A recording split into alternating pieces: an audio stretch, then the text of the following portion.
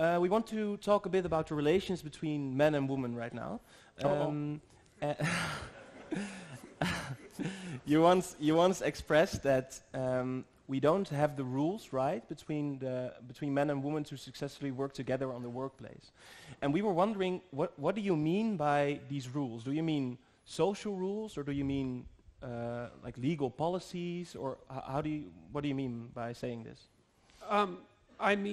I mean all of those things. I mean day-to-day. There's conflicts that we don't know how to resolve exactly. Mm-hmm. So, when you put people together in a workplace, they're obviously going to be concentrating on their work, but they're also going to be people. And people are sexual beings, for example. And so we don't know how to properly balance the inevitability of sexual interactions between people in the workplace and the demands for propriety and efficiency.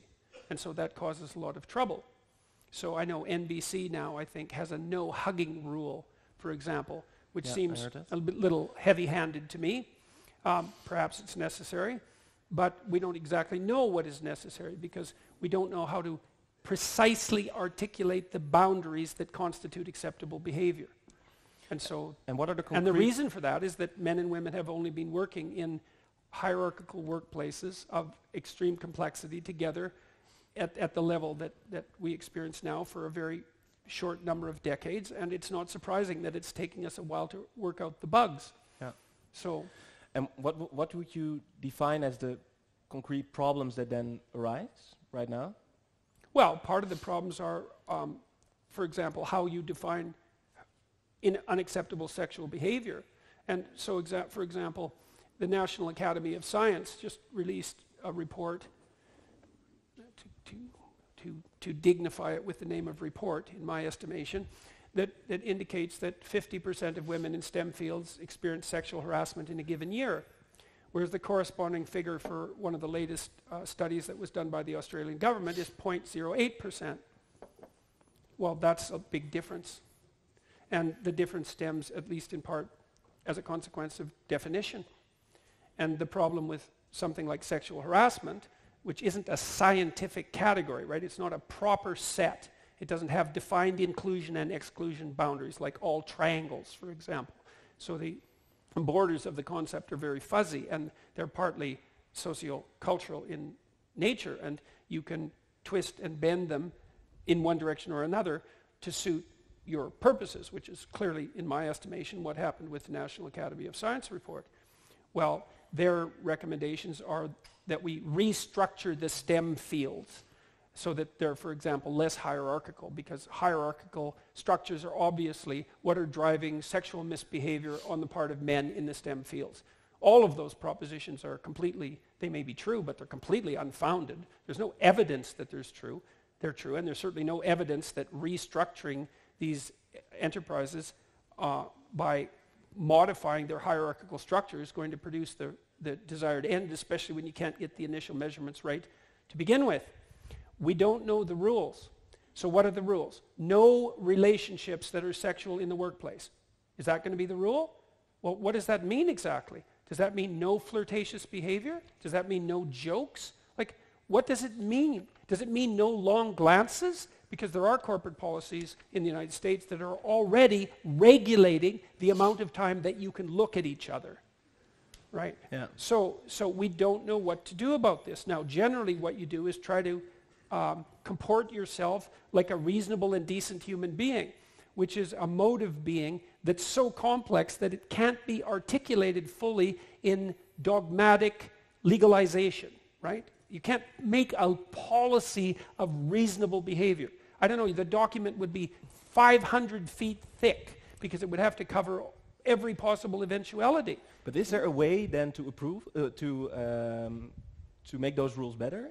Is there a solution to the problem? Because of course, like the example you named with limiting the amount of time looking into somebody's eyes is quite bizarre. But is there something we can do together to achieve a better situation on the workplace?